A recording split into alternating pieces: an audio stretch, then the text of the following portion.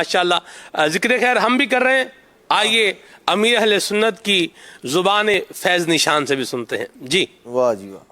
جب پیارے آقا میٹھے میٹھے مصطفیٰ صلی اللہ تعالی علیہ وآلہ وسلم نے وصال ظاہری فرمایا، یعنی آپ کی وفات شریف ہوئی، تو حضرت بلال رضی اللہ تعالیٰ عنہ ملک شام کے مقام داریہ میں تشریف لے گئے.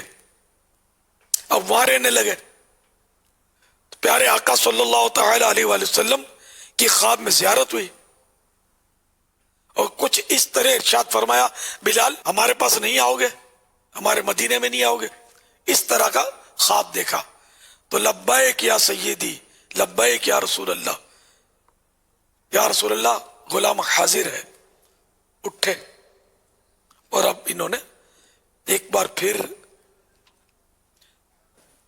سوئے مدینہ روانہ ہوئے اور پیارے آقا صلی اللہ تعالی علیہ وآلہ وسلم کے روزے انور پر حاضر ہوئے. مدینہ شریف میں ایک کوہرام سا مچ گیا اور ہر طرف شور ہو گیا کہ مؤذن رسول اللہ بلال آ گئے. اب انہوں نے بارگاہ رسالت میں صلاۃ و سلام عرض کیا، لوگوں نے گھیر لیا، بلال ہمیں وہ اذان نہیں سناؤ گے جو تم پیارے آقا صلی اللہ تعالی علیہ وآلہ وسلم کے دور میں سنایا کرتے تھے. چنانچہ یہ انہوں نے اذان شروع کی اور مدینہ پاک میں جب ایک بار پھر اذان بلالی گونجی، اللہ اکبر اللہ اکبر، تو بچے عورتیں سب نکل آئے کہ مؤذن رسول اللہ گئے اور ہر طرف وہ رونا دھونا مچ گیا. سب کو پیارے آقا صلی اللہ تعالی علیہ وآلہ وسلم یاد آنے لگے کہ جیسے کہ سرکار صلی اللہ تعالی علیہ وآلہ وسلم تشریف فرما ہے اور بلال اذان دے رہے ہیں. اب جو وہ اللہ اکبر تو مطلب لوگوں کا مطلب ہے کہ جو ہجوم بھی بڑھتا جا رہا ہے اور لوگوں کی چیخو پکار، رونا دھونا، اس میں بھی اضافہ ہو رہا ہے. یہاں تک کہ سیدنا بلال حبشی رضی اللہ تعالی عنہ نے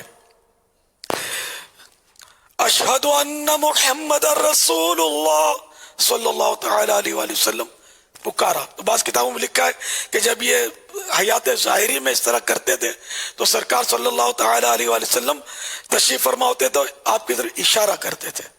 اب سرکار صلی اللہ تعالی علیہ وآلہ وسلم کا جلوہ تو سامنے نہیں تھا، تو جب انہوں نے یہ پڑھا اشہد ان محمد رسول اللہ صلی اللہ تعالی علیہ وآلہ وسلم، تو روتے روتے ہچکیاں بن گئی اور حضرت بلال اذان پوری نہیں کر سکے، وہ مدینہ شریف سے واپس تشریف لے گئے.